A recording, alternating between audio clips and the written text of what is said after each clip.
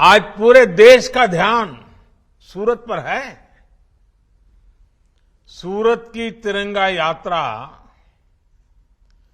एक तरह से लघु भारत के दर्शन हो रहे हैं। शायद हिंदुस्तान का कोई कोना ऐसा नहीं होगा जिसके लोग सूरत में न बसते हो। और आज एक प्रकार से पूरा हिंदुस्तान सूरत की धरती पर तिरंगा यात्रा के अंदर शामिल हुआ है। और ये भी खुशी की बात है, समाज का हर वर्ग शामिल है। तिरंगे में जोड़ने की कितनी ताकत है, ये आज सूरत में हम देख रहे हैं।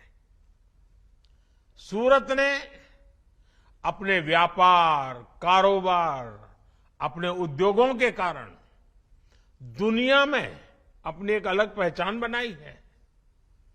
आज सूरत में हो रही तिरंगा यात्रा दुनिया भर में भी आकर्षण का केंद्र बनेगी।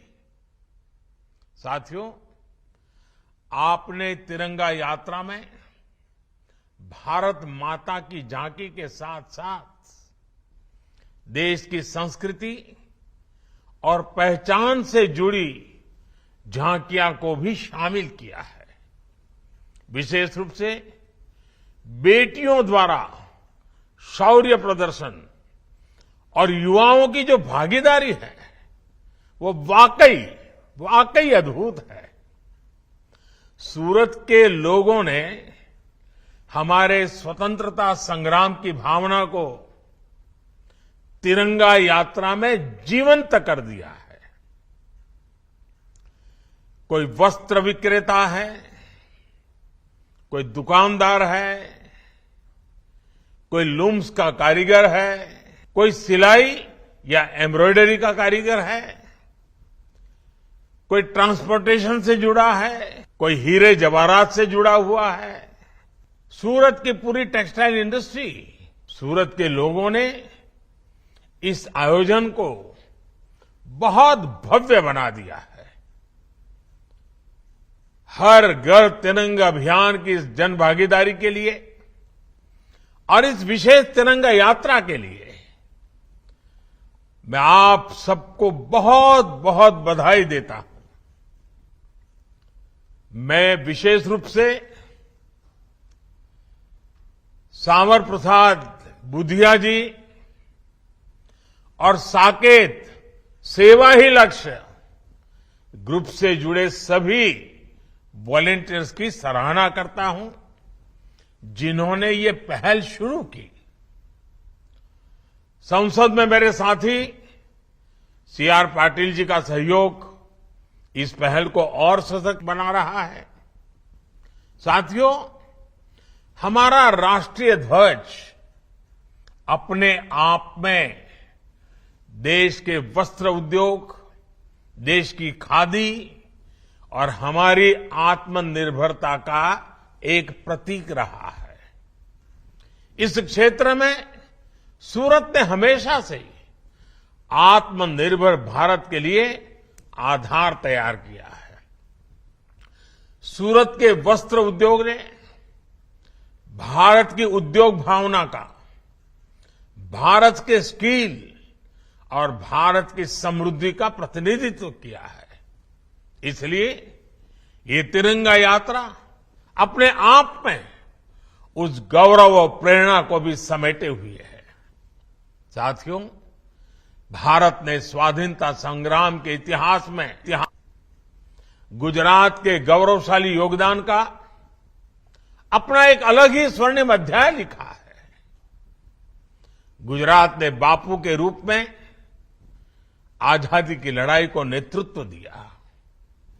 गुजरात ने लौह पुरुष सरदार पटेल जी से नायक दिए, जिन्होंने आजादी के बाद एक भारत श्रेष्ठ भारत की बुनियाद रची। बारडोली आंदोलन और दांडी यात्रा से निकले संदेश ने पूरे देश को एकजुट कर दिया था। गुजरात के इसी गौरवशाली अतीत का एक अभिन्न हिस्सा हमारा सूरत है और इसकी विरासत है।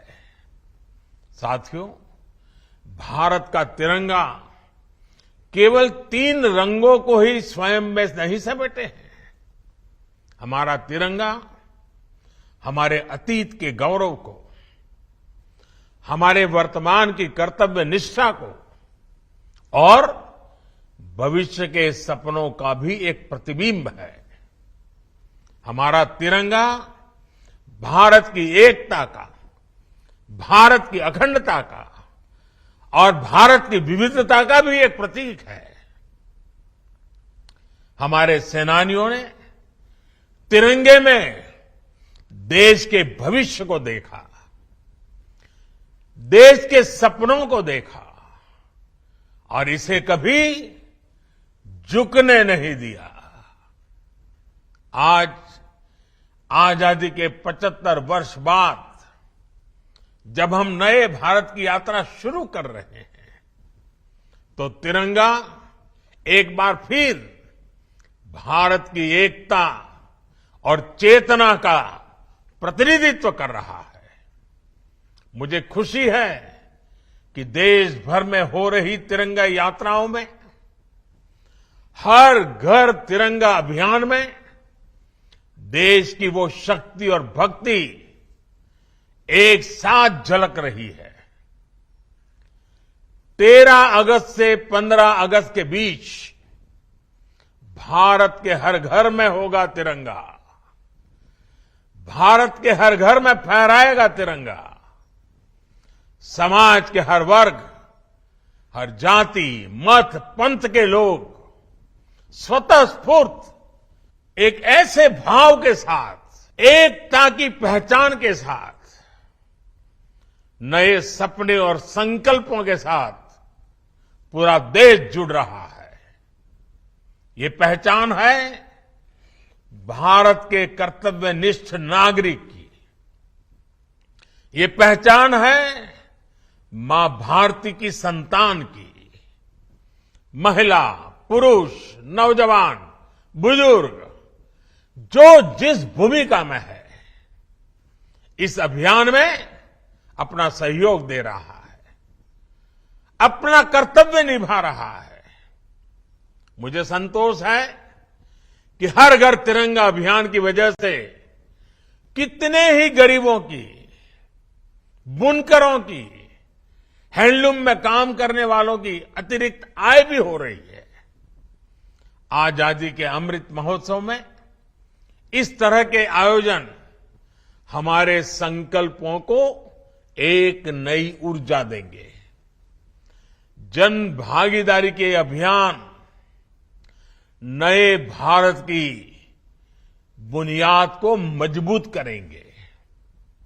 इसी विश्वास के साथ आप सभी को, गुजरात को, पूरे देश को और खास करके मेरा सूरतना लालाओने खूब खूब शुभकामनाओं। અને સુરત એકવાર નક્કી કરે ને પછી ક્યારેય પાછી પાણી ન કરે, આ સુરતની વિશેષતા છે। સુરત જે રીતે ધમધમી રહ્યું છે, સુરત જે રીતે પ્રગતિની નવી નવી ઊંચાઈઓ પાર કરી રહ્યું છે, એના મૂળમાં આ મારા સુરતી લાલા છે, આ મારા સુરતના ભાઈઓ બહેનો છે। આજે આ તિરંગા યાત્રાનું અદભુત દ્રશ્ય દેશ માટે પણ પ્રેરક બની રહેશે।